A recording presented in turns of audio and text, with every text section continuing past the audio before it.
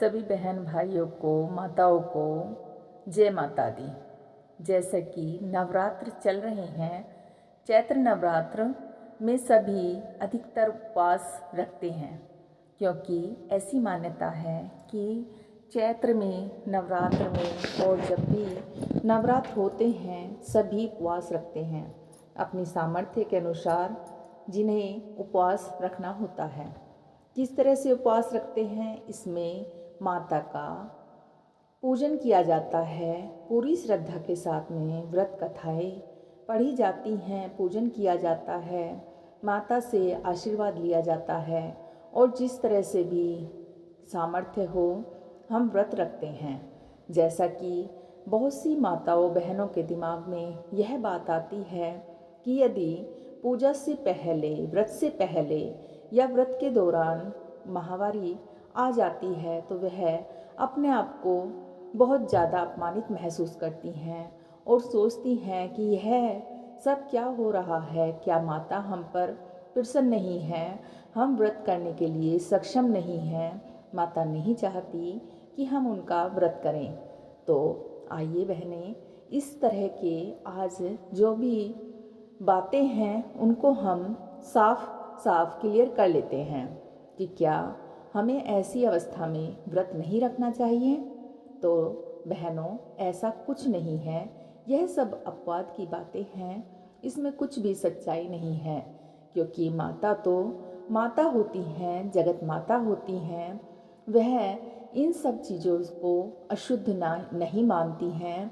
क्योंकि माता कामाख्या के मंदिर में तो इसी तरह के अशुद्धियों में भी पूजन कार्य किया जाता है, क्योंकि माता जगत माता होती हैं, वह अपनी संतान से भला इस तरह के कार्यों से कैसे अप्रसन्न हो सकती हैं, क्योंकि यह तो प्रकृति का नियम है जो सभी माताओं को, बेटियों को, बहनों को हमें प्रकृति द्वारा प्रदान किया गया है। तो भला हम यह कैसे अशुभ समझ सकते हैं, क्योंकि इसमें कोई भी अशुद्धता नहीं होती है।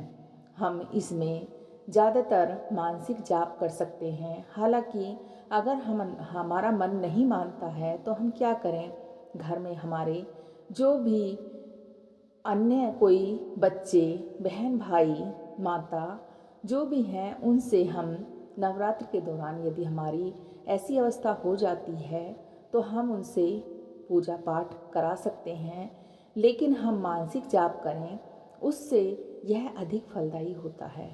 इसलिए हमें मानसिक जाप ज़्यादा करना चाहिए, क्योंकि यह अशुद्धता हमें पूरी तरह से भक्ति पूजा से नहीं हटा सकती। इसलिए आइए मैं आज आपको एक ऐसी कहानी सुनाती हूँ जो बहुत समय पहले की है। किस तरह से एक स्त्री थी जिन्होंने यह व्रत किया, वह व्रत किस तरह से करती थी, आइए उसके बारे में आपको बताती हूँ। इससे आपके जितने भी बातें हैं सब क्लियर हो जाएंगी कि हमें किस तरह से व्रत करना चाहिए।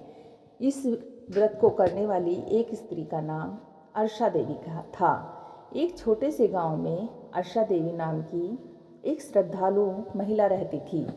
वे हर साल चैत्र नवरात्रे में पूरे नियम और भक्ति से माँ दुर्गा का व्रत रखती थी। उनके लिए यह केवल परंपरा ही नहीं, बल्कि माँ के प्रति अटूट विश्वास था। इस बार भी नवरात्र आने वाले थे और अर्षा देवी ने पूरी तैयारी कर ली थी। लेकिन जैसे ही नवरात्र शुरू होने वाले थे, उन्हें माहवारी पीरियड्स आ गए। अब अर्षा देवी के मन में चिंता छा गई, क्या मैं अब व्रत नहीं रख सकती, क्या माँ मुझसे नाराज हो जाएंगी। बस वह इसी तरह से चिंतित हो रही थी। गांव की कुछ महिलाओं ने कहा, इन दिनों पूजा पाठ नहीं करते, व्रत छोड़ दो। लेकिन अर्षा देवी का मन नहीं माना। उन्होंने सोचा, यदि मेरी भावनाएं सच्ची हैं और मैं माँ को दिल से याद कर रही हूँ तो माँ मुझे ज़रूर समझेंगी। ऐसा उसका अटूट विश्वास था। नवरात्र के पहले दिन उन्होंने स्नान किया, साफ सुथरे कपड़े पहने, दूर से ही माँ दुर्गा को प्रणाम किया। उन्होंने मंदिर को स्पर्श नहीं किया। लेकिन मन से व्रत का संकल्प ले लिया। हर दिन वे चुपचाप माँ का नाम जपती और प्रार्थना करती, माँ अगर मुझसे कोई भूल हो रही है तो आप मुझे क्षमा करना, मेरा मन केवल आपकी भक्ति में है। 5वें दिन रात को अर्षा देवी को एक दिव्य सपना आया। सपने में माँ दुर्गा प्रकट हुई और मुस्कुराकर बोली, बेटी अर्षा, यह शरीर तो प्रकृति का एक हिस्सा है, इसमें कोई अपवित्रता नहीं होती। सच्ची भक्ति तो मन से होती है, शरीर से नहीं।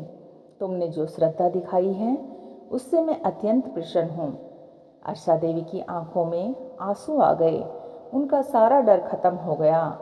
नवरात्र के 9 दिन पूरे होने के बाद उनके घर में सुख शांति सकारात्मकता पहले से भी अधिक बढ़ गई।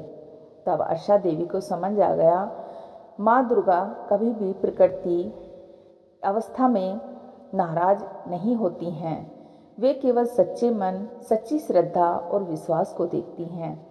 अन्यथा वे कभी भी अपवित्रता या अपवित्र मन की भावनाओं को नहीं देखती हैं। वह चाहती हैं कि हम पूरे मन विश्वास से उनका व्रत करें, ना कि दिखावा करें। इससे हमें यह सीख मिलती है कि माहवारी कोई अपवित्रता नहीं है।